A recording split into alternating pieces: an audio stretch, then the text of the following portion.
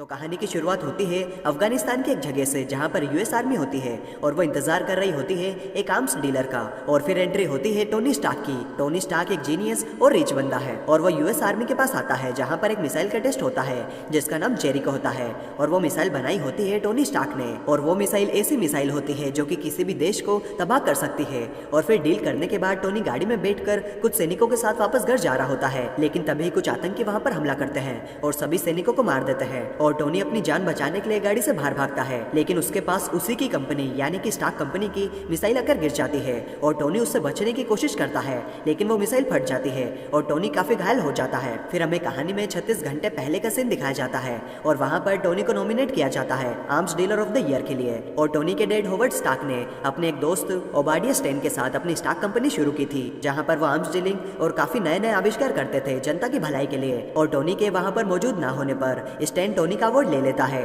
और वहाँ हम जेम्स रोड्स को भी देखते हैं। फिर हम देखते हैं टोनी स्टार्क को और वह एक कसिनो में जुआ खेल रहा होता है और वहाँ पर जेम्स आकर टोनी को उसका अवार्ड देता है, लेकिन टोनी वो अवार्ड नहीं लेता और कहता है कि मेरे पास इन्हें रखने के लिए कोई जगह नहीं है। फिर वहाँ पर एक रिपोर्टर क्रिस्टिन एवरहर्ट आती है और टोनी का इंटरव्यू लेने की कोशिश करती है और कहती है कि ये जो आप बिजनेस करते हैं हथियारों का, ये सही नहीं है। तो टोनी कहता है कि एक ना एक दिन ऐसा जरूर आएगा जब वर्ल्ड वॉर छिड़ जाएगी और अगर हमारे पास हथियार ही नहीं होंगे तो हम अपने लोगों की मदद कैसे करेंगे। और ऐसे ही उन दोनों के बीच में और कुछ बातें होती है और टोनी उस रिपोर्टर को अपने साथ अपने घर ले जाता है। और जब टोनी की नींद खुलती है तो उसकी पर्सनल असिस्टेंट पेपर पोट्स वहाँ पर आती है और बताती है कि सर आज आपकी एक बड़ी डील है अफगानिस्तान में और आपका पर्सनल जेट आपका इंतजार कर रहा है। और जब टोनी प्लेन के पास पहुंचता है तो वहाँ पर जेम्स भी मौजूद होता है और वो दोनों अफगानिस्तान की डील के लिए निकल जाते हैं। फिर हमें प्रेजेंट टाइम का सीन दिखाया जाता है और टोनी की हालत बहुत ही खराब होती है और साथ ही उसके सीने से कुछ तार जुड़े होते हैं जो कि एक बैटरी से लगे होते हैं और अब वो बैटरी ही टोनी के शरीर को जिंदा रख रही होती है। फिर टोनी हैरानी से उठता है और पास ही खड़े एक आदमी जिसका नाम येंसेन होता है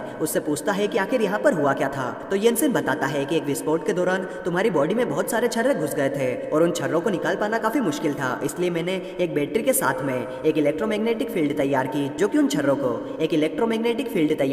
उन छर्रों को तुम्हारे दिल के करीब जाने से रोकने में मदद करेगी और इस इलेक्ट्रोमैग्नेटिक फील्ड को अगर निकाला जाएगा तो तुम मर जाओगे। फिर वहाँ पर उन आतंकवादियों के सरदार की एंट्री होती है और वो टोनी से कहता है कि हमने तुम्हें बंदी बना लिया है और हम तुम्हें जब भी जाने देंगे जब तुम हमें जेरिको मिसाइल बनाकर दोगे, क्योंकि हमें वो जेरिको मिसाइल चाहिए यूएस पे हमला करने के लिए। लेकिन टोनी उन्हें मना कर देता है और कहता है कि मैं तुम जैसे आतंकवादियों के लिए जेरिको मिसाइल नहीं बनाऊंगा। तो आतंकियों का सरदार टोनी को बाहर लेकर जाता है और दिखाता है कि हमारे पास तुम्हारी कंपनी के बनाए गए सारे हथियार है, जिन हथियारों को तुम यूएस आर्मी और बाकी लोगों को बेचते हो वो सभी आकर हमें ये हथियार काफी महंगे दामों में बेच कर जाते हैं और अब हमें जेरिको मिसाइल चाहिए और अगर तुम अपनी जान बचाना चाहते हो तो हमें उस जेरिको मिसाइल का दूसरा नमूना बनाकर दिखाओ, तभी हम तुम्हें यहाँ से जाने देंगे। फिर टोनी वापस से गुफा में आ जाता है और येंसेन से बात करने लगता है कि क्या तुम्हें यहाँ से बाहर निकलने का कोई रास्ता पता है। तो येंसेन बताता है कि ये एक पहाड़ी इलाका है और यहाँ से तुम्हें कोई भी नहीं बचा सकता और जेम्स भी आर्मी के साथ अगर तुम्हें ढूंढेगा तो भी वो तुम्हें यहाँ से नहीं बचा सकते, क्योंकि ये जगह बहुत ही छुपी हुई है और इसका नेतृत्व कर रहे हैं 10 रिंग्स। फिर येंसेन और टोनी अपनी अपनी फैमिली के बारे में बात करने लगते हैं और टोनी कहता है कि मुझे जितनी जल्दी हो सके यहाँ से बाहर निकलना है। तो येंसेन टोनी को एक आइडिया देता है कि अगर हम एक ऐसा सूट बना ले जिस पर गोलियों का असर नहीं होता तो उस सूट की मदद से हम यहाँ से बाहर निकल पाएंगे और अपने परिवार से वापस मिल पाएंगे। फिर वो दोनों सूट पर काम करना शुरू कर देते हैं। फिर टोनी वहाँ पर मौजूद सभी मिसाइल्स में से पैलेडियम नाम का एलिमेंट निकालता है जो कि बहुत ही खास होता है आर्क रिएक्टर को पावर देने के लिए। आर्क रिएक्टर एक ऐसी चीज होती है जो कि किसी भी मशीन को बहुत ही वक्त तक पावर देने का काम करती है और जो इलेक्ट्रोमैग्नेटिक फील्ड टोनी के सीने में लगी है वो बैटरी से चलती है और वो ज्यादा वक्त तक पावर सप्लाई नहीं कर सकती, इसलिए टोनी आर्क रिएक्टर बनाने में जुट जाता है। और जब टोनी सभी मिसाइल्स को खोलता है तो उनमें से उसे 1.5 ग्राम पैलेडियम मिलता है और टोनी को आर्क रिएक्टर बनाने के लिए 1.6 ग्राम पैलेडियम की जरूरत होती है। तो येंसेन आतंकियों के सरदार के पास जाता है और कहता है कि हमें और भी कुछ सामान की जरूरत है मिसाइल बनाने के लिए। तो सरदार उन्हें वो सब सामान लाकर दे देता है और फिर टोनी फाइनली आर्क रिएक्टर बना लेता है और इस बात का पता आतंकियों को भी चलते रहता है, लेकिन उन्हें समझ में नहीं आता कि ये लोग क्या बना रहे हैं। फिर टोनी येंसेन को एक सूट का ब्लूप्रिंट दिखाता है और कहता है कि हमारा मकसद इस सूट को पावर देना ही है और फिर वो उस पूरे सूट को बना लेते हैं, लेकिन इस बात का पता आतंकियों को चल जाता है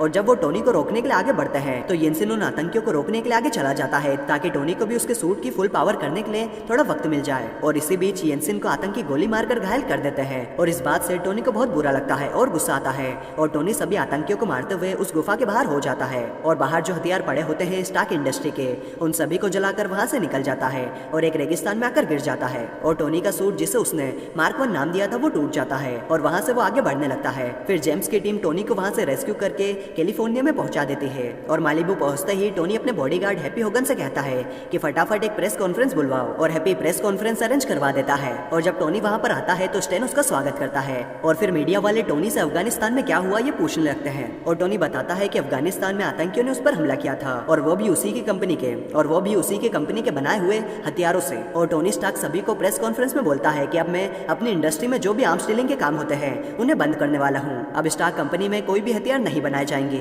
और ये बात सुनकर स्टेन वहाँ पर बीच में आ जाता है और कहता है कि अफगानिस्तान में अटैक की वजह से टोनी थोड़ा शॉक में है और ऐसी बातें कर रहा है। मैं टोनी के साथ बात करके आपको बताऊंगा। और फिर स्टेन पूछता है कि अफगानिस्तान में क्या हुआ था और तुम वहाँ से बचकर कैसे निकले। तो टोनी कहता है कि मुझ पर आतंकियों ने हमला किया था और मुझे कैद करके जेरिको मिसाइल बनाने के लिए बोला था, लेकिन मैं वहाँ से आयरन सूट बनाकर भाग निकला और उस सूट को एनर्जी देने के लिए मैंने एक आर्क रिएक्टर भी बनाया। फिर टोनी स्टेन को अपना आर्क रिएक्टर दिखाता है और स्टेन कहता है कि ये तो बहुत ही शानदार खोज है, हमें इसे पूरी दुनिया के सामने लेकर आना चाहिए। लेकिन टोनी ऐसा करने से मना कर देता है और वहाँ से चला जाता है। और क्योंकि टोनी एक जीनियस और रिच आदमी है तो वो अपने आर्क रिएक्टर को इम्प्रूव करता है और एक नया आर्क रिएक्टर बनाता है। और नए आर्क रिएक्टर को अपनी बॉडी में फिट करने के लिए वो पेपर पोर्ट्स को बुलाता है और पेपर पोर्ट्स टोनी की बॉडी से पुराने आर्क रिएक्टर को निकाल कर नया आर्क रिएक्टर डाल देती है। फिर हम देखते हैं कि आतंकियों को रेगिस्तान में टोनी का बनाया हुआ मार्क 1 सूट मिल जाता है और वो उसके सभी टुकड़े जमा कर लेते हैं। फिर हम देखते हैं कि टोनी अपनी लैब में एक नए सूट पर काम करना शुरू कर देता है जिसे वो नाम देता है मार्क 2। और फिर हम देखते हैं कि टोनी मार्क 2 सूट को तैयार कर लेता है और सूट की जांच करने के लिए टोनी अपने घर से आसमान में निकल जाता है। और क्योंकि टोनी को मार्क 2 सूट की कैपेसिटी का पता लगाना होता है तो टोनी अपने एआई जिसका नाम जार्विस होता है उससे कहता है कि सूट में फुल पावर जनरेट कर दो, मुझे जितना ऊंचा हो सके उतनी ऊंचाई पर जाना है। और जब टोनी आसमान में 81,000 फीट की ऊंचाई पर पहुंच जाता है तो उसके सूट पर बर्फ जम जाती है और उसका सूट बंद हो जाता है, जिसकी वजह से टोनी जमीन की तरफ गिरने लगता है। लेकिन फिर टोनी सूट पर से पूरी बर्फ हटाता है और सूट फिर से स्टार्ट हो जाता है। और फिर टोनी मार्क 2 की टेस्टिंग करके अपने घर आ जाता है। और जब वो अपने घर में आता है तो वो देखता है कि पेपर पोर्ट्स ने टोनी की बॉडी से जो पहला आर्क रिएक्टर निकाला था, पेपर पोर्ट्स उसे डेकोरेट करके और उस पर ये लिखकर एक गिफ्ट की तरह भेज देती है कि ये सबूत है कि टोनी स्टार्क के पास भी दिल है। और टोनी को ये गिफ्ट देखकर काफी खुशी होती है। और अब क्योंकि टोनी को पता चल जाता है कि जब मार्क 2 सूट ज्यादा ऊंचाई पर जाता है तो उस पर बर्फ जम जाती है और इसके लिए उसे सूट की मेटेलिक डिजाइन में कुछ चेंजेस करने पड़ते हैं। और टोनी सूट के अंदर टाइटेनियम और गोल्ड का यूज करता है ताकि जब ये सूट ज्यादा ऊंचाई पर भी जाए तो उस पर बर्फ ना जमे। और टीवी में ये न्यूज आ रही होती है कि स्टेन एक शानदार पार्टी दे रहा होता है और उस पार्टी में उसने टोनी को इन्वाइट नहीं किया होता। और जब टोनी को इस बात का पता चलता है तो उस पार्टी में चला जाता है और वहाँ पर उसे पेपर पोर्ट्स भी मिलती है और वो दोनों एक साथ कुछ वक्त बिताते हैं। और फिर वहाँ पर क्रिस्टिन आ जाती है और टोनी को बताती है कि जिस जेरिको मिसाइल को तुमने अफगानिस्तान के अंदर बेचा था अब वैसे ही बहुत सारी मिसाइल्स अफगानिस्तान के गुलमीरा गाँव में देखी गई है। और इस बात से टोनी को बहुत गुस्सा आता है और वो समझ जाता है कि अगर मैंने गुलमीरा के अंदर जेरिको मिसाइल को नहीं बेचा तो किसने बेचा होगा। और उसका सीधा शक जाता है स्टेन पर और टोनी स्टेन से जाकर पूछता है कि तुमने वो जेरिको मिसाइल उन अफगानिस्तान के आतंकियों को क्यों बेची। तो स्टेन कहता है कि ये बिजनेस है और मैं बिजनेस के लिए किसी भी हद तक जा सकता हूँ। और टोनी को ये बात सुनकर बहुत गुस्सा आता है और घर आकर उसे पता चलता है कि अफगानिस्तान के गुलमीरा गाँव के अंदर आदमियों को इकट्ठा किया जा रहा है और औरतों और बच्चों को जान से मारा जा रहा है। और इस बात से टोनी को और भी ज्यादा गुस्सा आता है और वो अपने सूट को और भी अपग्रेड करने लगता है वेपन्स के साथ में। और फिर टोनी अपना नया सूट मार्क 3 बना लेता है और फिर वो जाता है अफगानिस्तान के गुलमीरा गांव में और वहां पर पहुंचकर वो सारे आतंकियों की धुलाई कर देता है। और वहां से निकलने के बाद टोनी को पता चलता है कि अभी भी मिसाइल्स उन्हीं के खेमे में है और वो एक मिसाइल उन सभी मिसाइल्स पर छोड़ देता है और सभी मिसाइल्स को तबाह कर देता है। और इस धमाके का पता एडवर्ड एयरफोर्स को चल जाता है अपनी सैटेलाइट की मदद से और वो पता लगाने की कोशिश करते हैं कि आखिर किस प्लेन ने ये धमाका किया है। और उन्हें पता चलता है कि एक छोटा सा प्लेन है जो कि उनके इलाके में घुस आया है और वो सभी उस छोटे से प्लेन को ढूंढने की कोशिश करते हैं। लेकिन वो छोटा प्लेन और कोई नहीं बल्कि अपना आयरन मैन टोनी स्टार्क होता है। और टोनी का सूट बहुत ही छोटा होता है तो वो उसे नहीं पकड़ पाते और टोनी अपने दोस्त जेम्स को फोन लगाता है और उसे कहता है कि वो प्लेन और कोई नहीं बल्कि मैं खुद हूँ और तुम अपने दोस्तों को यहाँ से हटाओ ताकि मैं यहाँ से जा सकूँ। और जेम्स पायलट से कहता है कि जरूर वो प्लेन किसी दुश्मन के दुश्मन का होगा जिसने अपने दुश्मन को खत्म कर दिया होगा, हमें इस बात की टेंशन लेने की कोई जरूरत नहीं है। और फिर वो प्लेन्स वापस लौट जाते हैं। फिर रिपोर्टर्स अफगानिस्तान में हुए हमले के बारे में जेम्स से पूछते हैं और जेम्स उन्हें बताता है कि दो दुश्मनों के बीच में आपस में लड़ाई हुई थी। और ये न्यूज जब स्टेन को पता चलती है तो उसे ऐसा लगता है जैसे कोई उसका दुश्मन अब उससे लड़ने के लिए तैयार हो। फिर स्टेन जाकर मिलता है टेन रिंग से और पूछता है कि आखिर वो कौन था जिसने ये तबाही मचाई। तो टेन रिंग स्टेन को कहता है कि वो टोनी स्टार्क ही था, उसके पास आयरन मैन का सूट है जिसकी मदद से उसने यहाँ पर ये तबाही मचाई और अब वो तुम्हें भी मारने वाला है। और तुम अगर उससे अपनी जान बचाना चाहते हो तो मेरे पास एक सॉल्यूशन है, मेरे पास टोनी का मार्क 1 सूट है और अगर तुम मुझे अच्छे पैसे दो तो मैं तुम्हें उस सूट की डिजाइन दे सकता हूँ। लेकिन स्टेन टेन रिंग्स को धोखा दे देता है और वहाँ से पूरे मार्क 1 सूट को उठाकर ले जाता है। और दूसरी तरफ टोनी को पता चल गया होता है कि इन सभी आतंकियों के पीछे स्टेन का हाथ है। और टोनी पेपर से स्टेन के कंप्यूटर कंप्यूटर से कुछ इंपॉर्टेंट इन्फॉर्मेशन निकालने को कहता है, क्योंकि अब अगर स्टेन के पास कंपनी की जरूरी जानकारी रही तो वो मुनाफा कमाने के लिए उन्हें आतंकियों को बेचकर पूरी दुनिया को मुश्किल में डाल सकता है। फिर पेपर पहुंच जाती है स्टेन के ऑफिस में और उसके कंप्यूटर को स्टार्ट करके उसमें एक पेन ड्राइव लगा देती है और सारी इन्फॉर्मेशन लेने लगती है और उसे वहां पर एक फाइल मिलती है जिसमें पता चलता है कि स्टेन ने ही टोनी को मारने के लिए आतंकियों को कहा था। और पेपर ये सारी इन्फॉर्मेशन लेकर वहां से जा ही रही होती है कि तभी वहां पर स्टेन आ जाता है, लेकिन पेपर उसे बातों में उलझाकर वहां से निकल जाती है। और जब स्टेन कंप्यूटर में देखता है तो उसे पता चलता है कि पेपर कंप्यूटर में से सारी इंपॉर्टेंट जानकारी लेकर जा चुकी है। फिर हम देखते हैं फिल कॉल्सन को, जो कि एक एजेंट होता है और वो पेपर से कहता है कि हमें टोनी स्टार्क का इंटरव्यू लेना है, तो क्या आप हमारी इसमें मदद करेंगी। और क्योंकि पेपर को पता था कि स्टेन उस पर नजर रख रहा है और वो उसे वहां से नहीं जाने देगा, तो वो फिल की मदद लेती है और कहती है कि हाँ, मैं आपकी मदद करूंगी इंटरव्यू लेने के लिए, आप हमें जल्दी से यहाँ से लेकर चलिए। और अब दूसरी तरफ स्टेन पर खतरा मंडरा रहा होता है, क्योंकि उसे पता था कि थोड़ी देर में ही